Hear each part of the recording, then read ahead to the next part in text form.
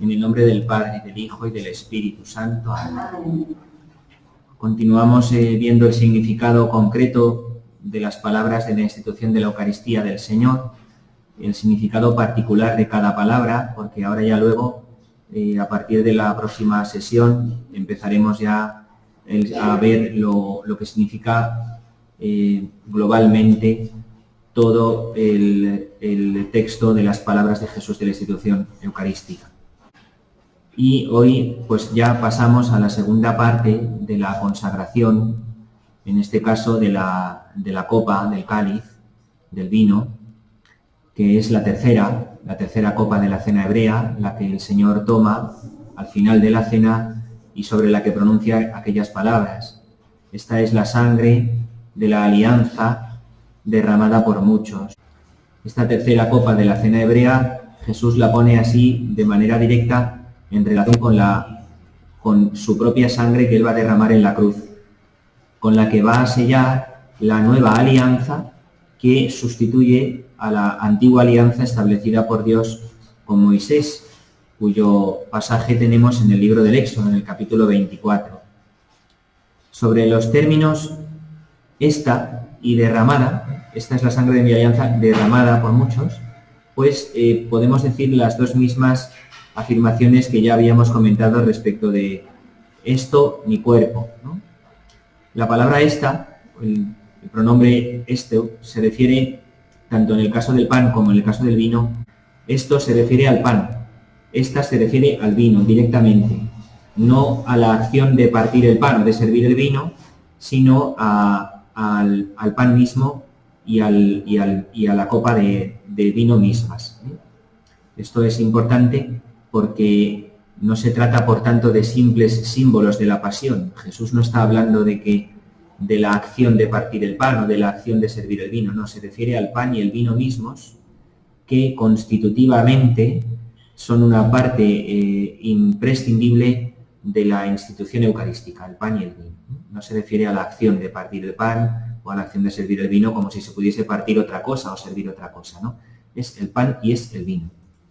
Y en cuanto a derramada, cuando dice mi sangre derramada, pues igual que también el Señor decía mi cuerpo he entregado, en el caso del pan, y ahora en el caso de la copa dice mi sangre derramada, así pone Jesús su sangre directamente en relación con la cruz y su significado salvador. Y recordad que decíamos que en el arameo, de la lengua original en la que Jesús pronunciaría las palabras de la institución eucarística, se tendría que traducir como que será derramada, que será entregado, que será derramada, o con más exactitud, mi sangre que va a ser derramada, mi cuerpo que va a ser entregado. Esto es lo que podemos decir en cuanto a los términos esta y derramada, lo mismo que habíamos dicho en el caso del pan, del término esto y del término entregado.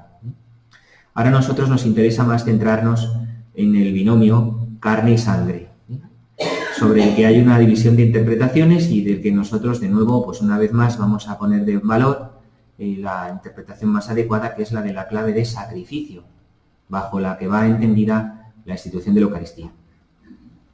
Porque hay una primera clave o una primera interpretación, digamos, de tipo antropológico, en la que algunos autores han visto en el binomio carne-sangre como un modo de designar a la persona en su totalidad, es decir, como si Jesús estuviese refiriéndose a su persona. Este soy yo que se va a entregar, este soy yo que se va a dar, ¿no? Una forma de designar a toda la persona, ¿no? Es una primera interpretación. Y hay otra segunda interpretación que es, digamos, de carácter sacrificial, que ve en la carne y la sangre los elementos propios de los sacrificios que se ofrecían en el Antiguo Testamento. En los que recordáis, siempre había una carne de un animal que se comía y había una sangre de un animal que se utilizaba para derramar sobre el altar, ¿no? Bien, pues estas dos interpretaciones, antropológica o sacrificial. Quienes apoyan más la interpretación antropológica ven en esta pareja carne-sangre un modo de designar a toda la persona.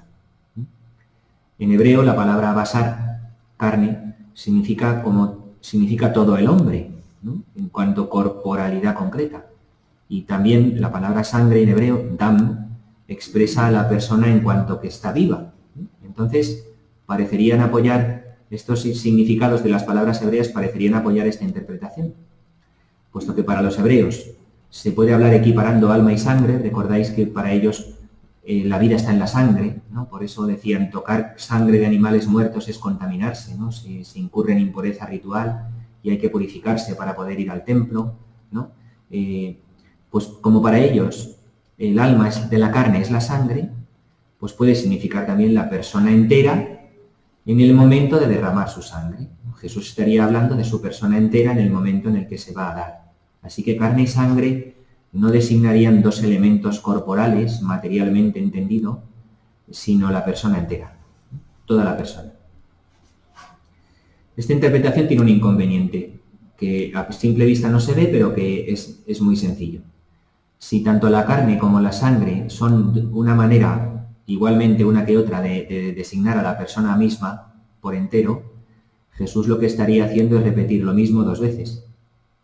Porque decir esto es mi carne que se entrega, esta es mi sangre que se derrama, es decir dos veces, esta es mi persona que se va a entregar. Estaría repitiendo lo mismo dos veces con dos gestos distintos, pero estaría diciendo la misma cosa dos veces. Esta es mi persona que se da. Y no parece que fuese necesario repetir ambas cosas dos veces con dos gestos distintos.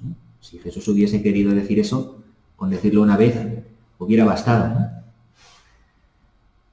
Por las siguientes razones, en cambio, por tanto, parece más adecuado descartar un poco esa clave antropológica y pensar más en una clave de sacrificio, en la que hay que entender la carne y la sangre no como una manera de representar a la persona, sino como dos elementos que hay que comprender de manera corporal, material, literalmente tomados. La carne, que es la carne, y la sangre de la propia persona. ¿Por qué razones? Pues por lo siguiente. El binomio carne-sangre del que habla Jesús, aparte de otros casos en los que la Biblia representa al hombre que ante Dios es débil, es una criatura mortal y pequeña que está destinada a perecer, que ante Dios pues no vale nada, cuya vida es volátil y pasa rápido, ¿no? Hay muchas citas bíblicas que hablan en este sentido del hombre como carne, es decir, como algo que perece, como sangre, es decir, como algo que no dura, que es perecedero. Al margen de esos textos, que no es nuestro caso aquí, el binomio carne-sangre en la Sagrada Escritura sobre todo hace referencia a las dos partes del animal sacrificado en el templo en los sacrificios del Antiguo Testamento, ¿no? La carne y la sangre, que en el momento de la muerte se separan, ¿no? Y así encontramos citas en el libro del Génesis, en el Levítico, en el Deuteronomio, el profeta Ezequiel, en Hebreos. Hay muchas referencias a las dos partes del animal sacrificado entendidas de este modo. La carne con la que se llevaba a cabo un determinado rito, la sangre con la que se llevaba a cabo otro. Uno de los autores más importantes, que ya hemos citado muchas veces, Joaquín Jeremías, en su estudio sobre la institución de la Eucaristía, dice: este sentido, entender el binomio carne-sangre como las dos partes corpóreas de la persona, es el único que cuadra cuando Jesús habla de su carne y de su sangre. Y lo mismo puede decirse del participio derramada. Cada uno de estos sustantivos, carne y sangre, presupone la inmolación, es decir, el entregarse hasta la muerte, que va a separar la carne y la sangre. Es decir, dicho de otro modo, Jesús está hablando de sí mismo como víctima, como una víctima que va a ser llevada a la muerte, como eran llevados a la muerte aquellos animales de los que se separaba la carne y la sangre. Por tanto, Jesús pone el pan en relación con lo que le va a pasar a su cuerpo y el vino de la copa con lo que le va a pasar a su sangre, que va a ser derramada. Y se presenta, al decir estas palabras, como la verdadera víctima pascual. Es decir, Él es en quien se cumple la nueva alianza que Dios establece con los hombres, en la que la sangre ya no es de un animal, como en la alianza antigua, sino la suya, la de Cristo, que va a sellar el nuevo pacto con el que Dios lleva a cabo la salvación, sustituyendo aquella sangre de animales con la que Moisés había sellado la antigua alianza y que solamente era un signo en profecía de Cristo que tenía que venir. Y otro argumento decisivo en favor de esta interpretación de que hay que entenderlo de modo sacrificial, las palabras de Jesús en la Eucaristía, es que luego en las cartas ya de los apóstoles como San Pablo o la del autor de la carta a los Hebreos, también viene explicado del mismo modo, en este sentido de sacrificio. San Pablo habla de la comunión con el cuerpo y con la sangre de Cristo y lo hace comparándola en el contexto de los sacrificios paganos. Los sacrificios paganos de otras religiones, que no eran tampoco la hebrea, suponían una comunión con Dios consumiendo carne sacrificada de animales y sangre inmolada, ¿no? San Pablo, utilizando ese contexto en el que él predica a los paganos, dice: el cáliz que bendecimos no es comunión con la sangre de Cristo, y el pan que partimos no es comunión con el cuerpo de Cristo. Es decir, el Dios al que nosotros entramos en comunión es Cristo. Y lo hacemos ¿cómo? Por medio de su propia carne que recibimos y de su propia sangre que se ha derramado. Para San Pablo el cuerpo y la sangre son dos elementos sacrificiales. Está hablando de un verdadero sacrificio.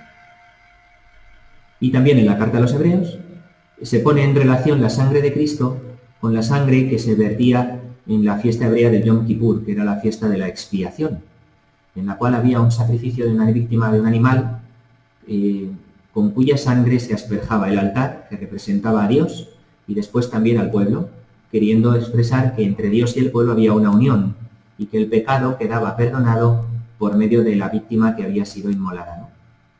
Bien, pues este rito de la expiación del Yom Kippur, de la religiosidad hebrea, el autor de la carta a los Hebreos explica cómo se cumple en Cristo. Era solamente una profecía que vendría a cumplirse en Cristo, que es la verdadera víctima pascual con cuya sangre nosotros hemos sido también rociados para recibir el perdón. Por tanto, sangre como elemento sacrificial. También luego San Juan, recordáis el discurso del pan de vida de San Juan no trae el relato de la institución eucarística, ya lo hemos explicado alguna vez, pero luego San Juan también, en su discurso del pan de vida, recordáis, hay un momento en el que los judíos dicen: este modo de hablar es duro, ¿quién puede soportarlo? Y dice San Juan: muchos a partir de aquel día se marcharon y no volvieron nunca a ir con él, porque Jesús estaba hablando de comer su carne. Si no coméis mi carne, no tenéis vida en vosotros, no tendréis vida en el Hijo del Hombre. Y ese verbo, comer, en el griego del texto de San Juan, es un verbo tan plástico que no se puede interpretar de otra manera, porque se puede traducir de la manera más exacta como masticar. Masticar su carne. Es decir, se refiere Jesús literalmente en su discurso del pan de vida, literalmente a comer y beber su sangre corporal. Evidentemente los hebreos, cuando escuchasen aquello, dirían: ¿pero quién puede soportar esto? Y no volvieron a ir con él, porque no le creían. Ese modo de hablar le resultaba duro. Y muchos se fueron y no volvieron a ir con él, dice San Juan. San Juan también coloca entonces, bajo esta interpretación del sacrificio, el binomio carne-sangre, entendiéndolos literalmente como la carne y la sangre corporales del Señor, que son elementos que no pueden ser sustituidos en la institución de la Eucaristía. Por tanto, resumiendo, el sacrificio del Señor se configura como el sacrificio de la nueva alianza en su sangre, que es expiatorio para obtenernos a nosotros el perdón de los pecados. Resumiendo de ese modo, tanto la perspectiva del sacrificio de la ley, de la ley que en el libro del Éxodo explica el sacrificio que Moisés lleva a cabo en esa antigua alianza de parte de Dios con el pueblo, como también la línea de la predicación del profeta Isaías, en la que se presentaba la venida del Mesías como el siervo, que sería entregado por nuestros pecados, cuyas cicatrices nos curarían, cuyo sacrificio, cuya muerte sería causa de nuestra salvación. Entonces, esta clave de sacrificio es fundamental en la institución eucarística, es indispensable en una correcta explicación de la teología católica de la Eucaristía, y nunca puede obviarse, ni faltar, ni se puede cuestionar, a la luz de un estudio serio del texto, ¿no? Y esto es importante que lo recalquemos siempre. Es importante, decíamos también hace poco, incidir en este sentido sacrificial y expiatorio del sacrificio de Cristo en la Eucaristía y en su pasión. A veces ha sido puesto en cuestión y a lo mejor por un prejuicio erróneo contra el auténtico sentido de lo que significa expiar. Es Dios mismo el que proporciona esa víctima que se entrega. No es que Dios proporcione la víctima, es que la víctima es Él mismo, porque Cristo es Dios. Y tiene una dimensión descendente, es decir, es un Dios que se abaja para venir a nuestro encuentro, tanto que llega incluso hasta el fondo de allí donde no podíamos por nosotros solo salir, que es el pecado y la muerte, para poder así satisfacer su amor que nosotros no habíamos correspondido, al que habíamos desobedecido. Gloria al Padre, y al Hijo, y al Espíritu Santo. Como era en el principio, ahora y siempre, por los siglos de los siglos. Amén.